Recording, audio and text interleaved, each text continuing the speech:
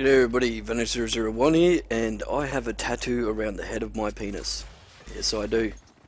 And it reads, if you're close enough to read this, I should probably know your name. That's right, it says it. I'm not lying. And I can't wait, it fucking hurt, eh? Oh.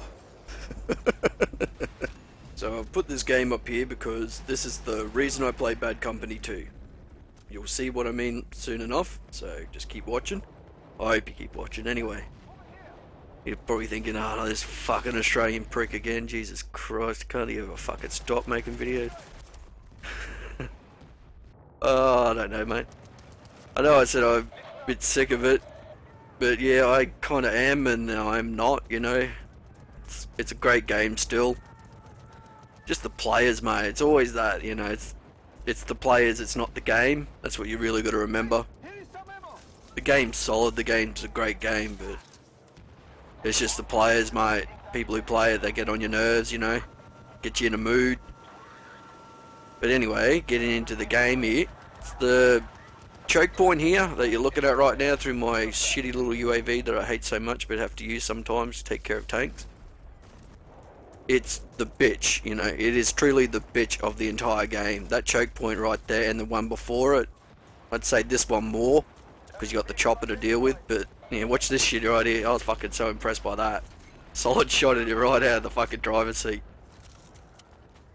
But yeah, it is this choke point with the chopper on top of it that makes it the real bitch out of all the fucking maps. It's just really fucking tough to get through sometimes. Beach side's probably your best bet. Sometimes you can run down that right hand side and through the forest, but if they've taken the trees out like they have now, it makes it very difficult to get in there. When I went through there at the first moment there, you saw I still had the trees there. You see me looking at these fucking explosive barrels too. Very scared of them I am. I don't like them at all. So when I do see them, I think, oh, maybe I should shoot them, but if I shoot them now, it's going to let them know that someone's there. Now that, you know, they do know someone's here because that guy in there is getting shot. And if he is communicating with his teammates, they would have, you know, picked up on there is someone over there, and I do start copping rounds. But yeah, explosive barrels, mate, you got to make the decision, get rid of them, don't get rid of them. And I'd say majority of the time get rid of them, because that's probably going to happen, you know. He just shot the barrels and I was fucked, I was dead. But here we go, mate, this is the kind of shit I love about this game. These intense firefights where you're fighting for every inch of ground, you know, you got guys in front of you, guys behind you, you're up close and personal, you know. You can see the guy's face when you're shooting him. You're not firing from miles away through a sniper scope or something. I'm using my trusty old M4 here. I do love it, mate. It's my bitch, I love him. But yeah, it's my try-hard kit. So what we're trying to do here is get rid of the guy in the 5th cal, which I just did. Kind of secure this side. Probably bring him over this way a bit so we could push over on the other side, but we have that tank. We're trying to move in on A, but we have that tank sitting there, so it's very difficult. That sneaky fucker, mate, he snuck right around that corner on me, eh? Fucking, oh, I was like, oh, you prick, you fucking bastard. But now the tank's down, I've gone engineer, so I'm kind of happy I died right now. I don't mind taking a death, that gets me onto the kit I want to use. But yeah, people have been asking about the VSS gameplay. I was going to put it up today, but I've rewatched it and I can do better, you know. I'm not happy with the kit, you know, the VSS. 20 rounds and such a limited ammo capacity, it's a real fucking pain in the ass to use. You really do have to have an assault guy in your squad. If you don't have it, you're just going to be out of ammo and down to your Rex in a matter of moments. The Rex isn't the best weapon either with the fire rate. I mean, it's powerful, but the fire rate's just shit. Yeah, I kind of feel sorry for this guy in the chopper. He's probably like his first or second time in it. He's not flying too great, and he just gets knocked out of the sky in a matter of moments, so I kind of feel bad about that. Yeah, I just want to have a go in the chopper, you prick, and you go and shoot me down. But now we're moving in. We're kind of getting low on reinforcements, and we know we have to get this crate now. But do you see how the firefight is all around this A crate?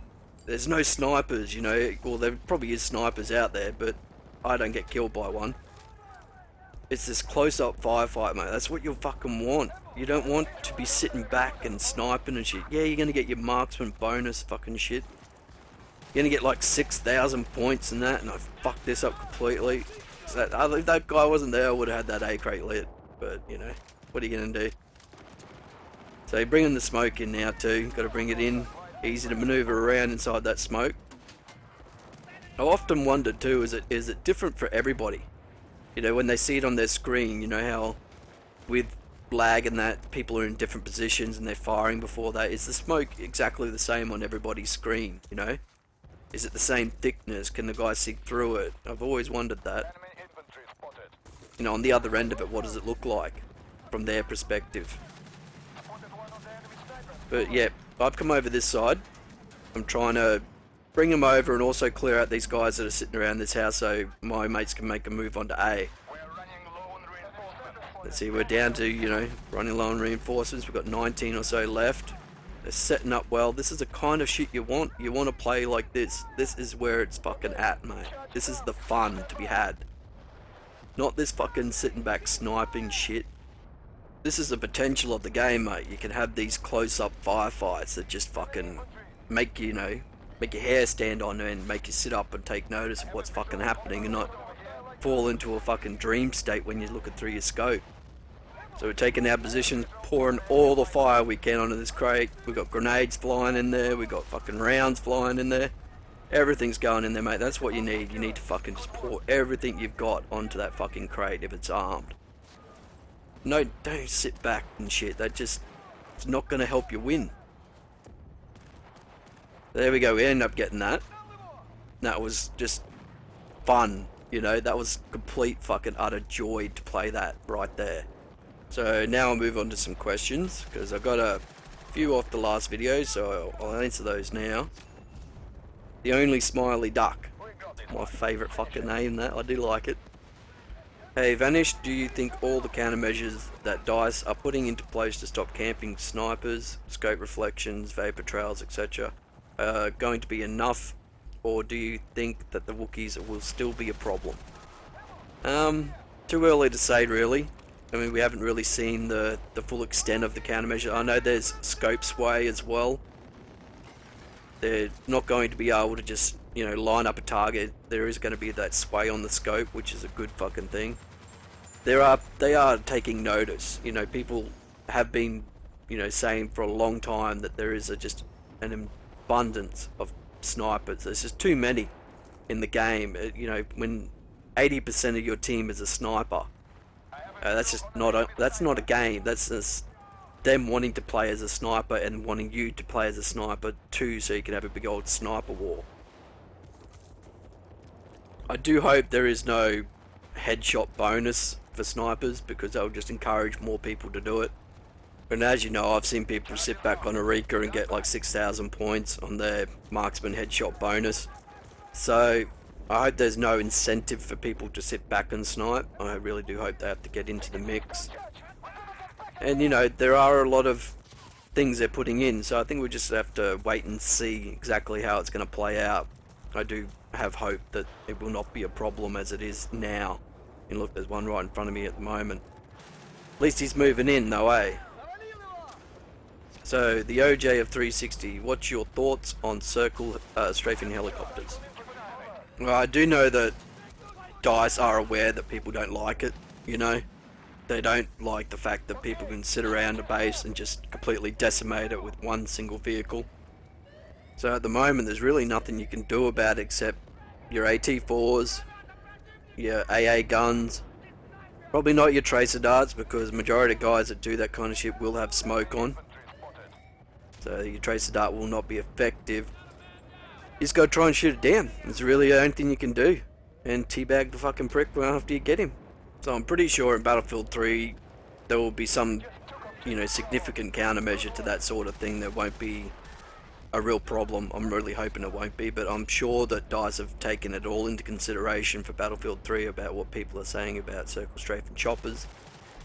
It has, in my opinion, ruined Oasis. Now, if they put a Black Hawk on there, I think it might have been a lot better instead of an Apache. But because of the nostalgia of the whole map, the Apache was, you know, what was on there in Bad Company 1. So, you know, it kind of stands to reason that it would be there again, but I think a Black Hawk would have been a lot better. And maybe a Hind for the enemy team at the second base there. He would have made it a bit more balanced. So moving right along, just trying to get by. So how do you deal with arseholes who snipe the Bravo objective with a tank on the first base at Eureka? Go out and get them, mate. You really got to go out and get them. They're going to sit out there and do that. You got to get your tanks out there to get them. You got to try your tracer darts. You got to tag team it with engineers. Get as many engineers as you can. If you've got a squad, get all engineers. All 4 of you go engineer. Get a tracer dart on it and just whack the shit out of it with Gustav's RPGs. Get your AT4s out there. You know, there are a couple of ways people have found to deal with that.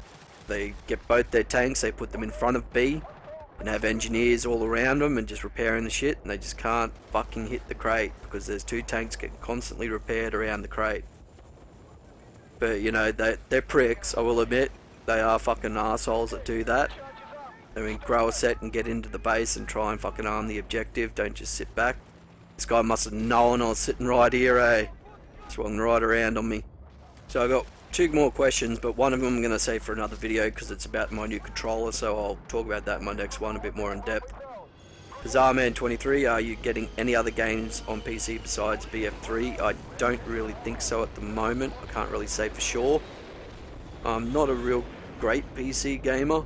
I've tried a bit of Bad Company 2 on PC recently. I brought it on Steam for like $5, so I think it was like actually $9 when you go with all the other shit I brought with it. But yeah, you know, I couldn't resist, so I fucking got it. And I haven't been too great with it because I'm not fucking a keyboard and mouse player, I'm a controller player, you know. But yeah, there we go. Okay, let's get next time, and thanks for watching.